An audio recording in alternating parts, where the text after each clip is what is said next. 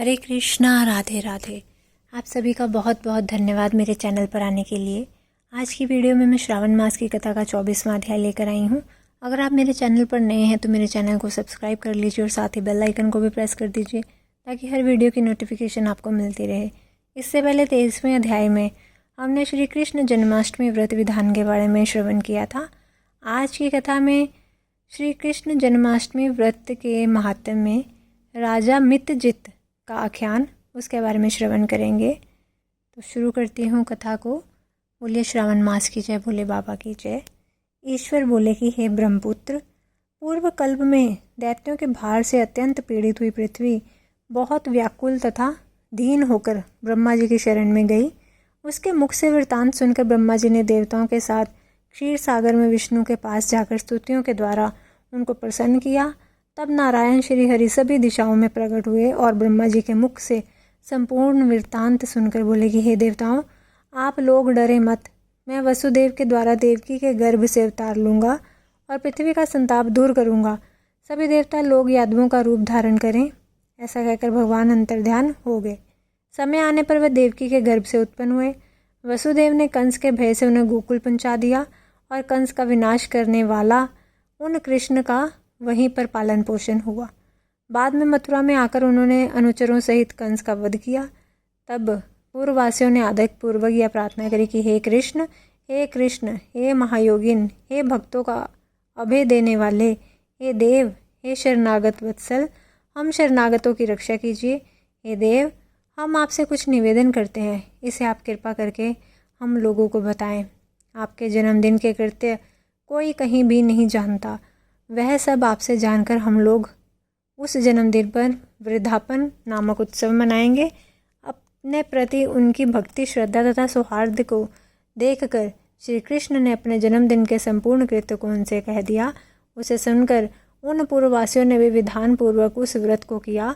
तब भगवान ने प्रत्येक व्रतकर्ता को अनेक वर प्रदान किए। इस प्रसंग में एक प्राचीन इतिहास भी कहा जाता है। अंग देश में उत्पन्न एक मितजित नामक राजा था। उसका पुत्र महासेन सत्यवादी था तथा सन्मार्ग पर चलने वाला था।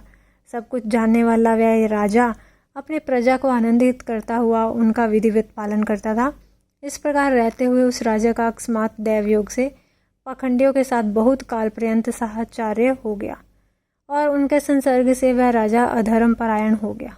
वह राजा वेद शास्त्र तथा पुराणों की बहुत निंदा करने लगा और वर्णाश्रम के धर्म के प्रति अत्यधिक द्वेष भाव से युक्त हो गया।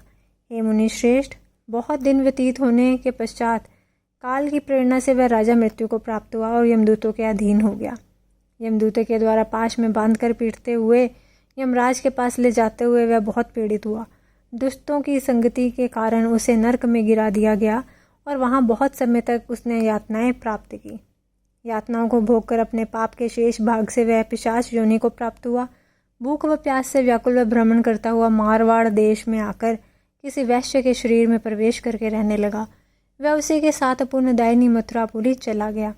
वहाँ पास के ही राक्षसों ने उस पिशाच को उसके गृह से निकाल दिया।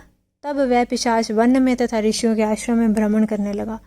किसी समय दैवयोग से श्री कृष्ण जन्माष्टमी के दिन व्रत करने वाले मुनियों तथा द्विजों के द्वारा महापूजा तथा नाम संकीर्तन आदि के साथ रात्रि जागरण किया जा रहा था।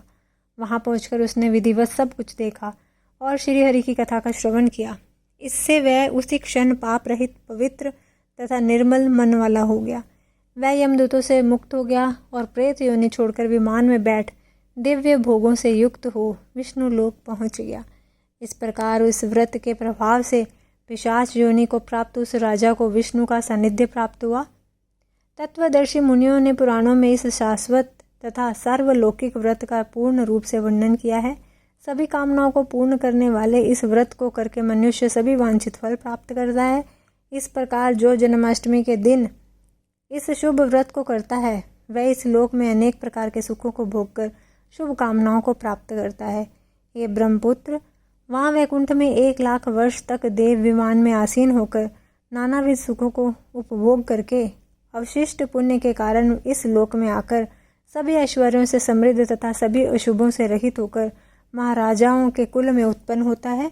वह कामदेव के समान स्वरूप वाला होता है। जिस स्थान पर कृष्ण जन्म उत्सव की विधि लिखी हो अथवा सभी सौंदर्य से युक्त श्री कृष्ण जन्म सामग्री किसी दूसरे को अर्पित की गई हो अथवा उत्सुक पूर्वक अनिष्ट व्रतों से विश्व सृष्टा श्री कृष्ण की पूजा की जाती हो, वहाँ शत्रु का भय कभी नहीं होता। उस स्थान पर मेघ व्यक्ति की इच्छा करने वाले मात्र से ही वृष्टि करता है और प्राकृतिक आपदाओं से भी कोई उसे भय नहीं होता। जिस घर में कोई देव की पुत्र श्री कृष्ण के चरित्र की पूजा करता है वह घर सब प्रकार से समृद्ध रहता है और वहाँ भूत प्रेत आदि बाधाओं का भय नहीं होता है। जो मनुष्य किसी के साथ भी शांत होकर इस व्रत उत्सव का दर्शन कर लेता है वह भी पाप से मुक्त होकर श्री हरि के धाम चला जाता है। बोलिए श्री कृष्ण भगवान की जय, श्रावण मास की जय, भोले बाबा की जय। अगर आपको मेरी वीडियो अच्छी लगी हो तो मेरी वीडियो को ज़्यादा से ज़्यादा लाइक और शेयर कीजिए और कमेंट करके भी ज़रूर बताइएगा। और मिलती हूँ अपनी अगली वीडियो के साथ, तब तक के लिए सभी को हरे कृष्णा, राधे राधे।